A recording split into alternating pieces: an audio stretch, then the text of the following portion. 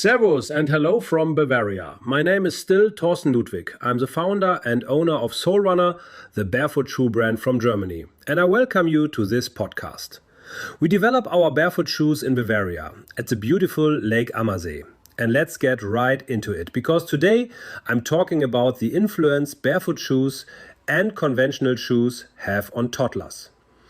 As a barefoot shoe expert, I'm always interested in how different types of footwear affect foot development and gait patterns, even in the very youngest. There's a 2022 study by Gimunová et al.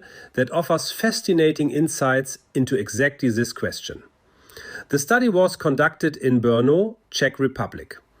30 toddlers were observed over 7 months, 15 wearing barefoot shoes, 15 wearing conventional shoes.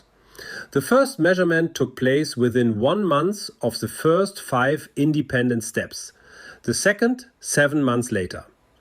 The original title of the study is How Barefoot and Conventional Shoes Affect the Foot and Gait Characteristics. I link the study in the show notes below. Toddlers who habitually wear barefoot shoes show a higher plantar arch, in other words, a higher foot arch.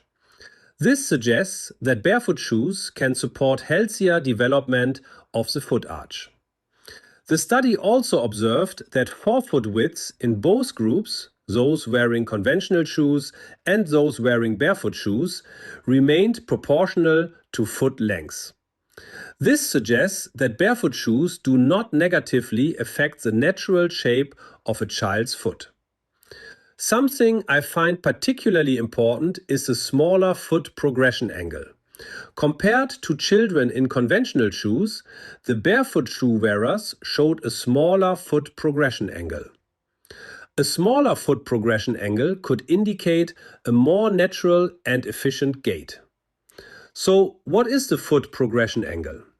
The term comes from biomechanics and describes the angle at which the foot contacts the ground relative to the direction of travel. Imagine walking in a straight line, and a line along your direction of travel is at 0 degrees. If your toes point exactly along that line, your foot progression angle is 0 degrees.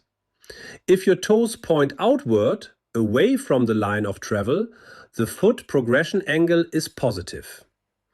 A foot pointing inward with toes turning toward each other would represent a negative foot progression angle.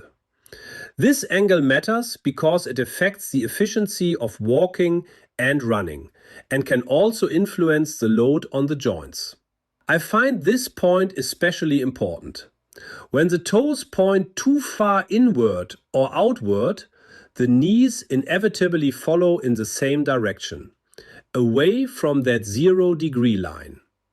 But your direction of travel is along that 0 degree line, meaning the feet and knees are pointing a different way.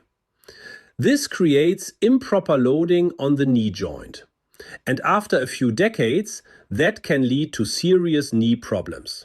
Add to that the person's body weight and the impact on the joints, for example when jogging, and the picture becomes even clearer.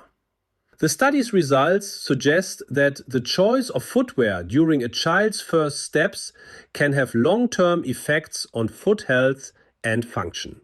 It also underscores the importance of footwear selection for children's foot development and provides an evidence-based foundation for the decision between barefoot and conventional shoes.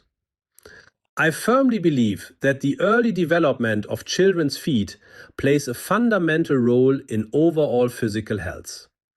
The findings of Gimunová reinforce my view that barefoot shoes are a valuable option for promoting healthy foot development.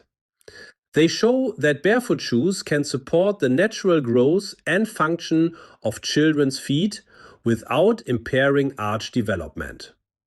For parents and caregivers, these results offer a scientific basis for the conscious decision to give their children the best possible start in life with the right footwear.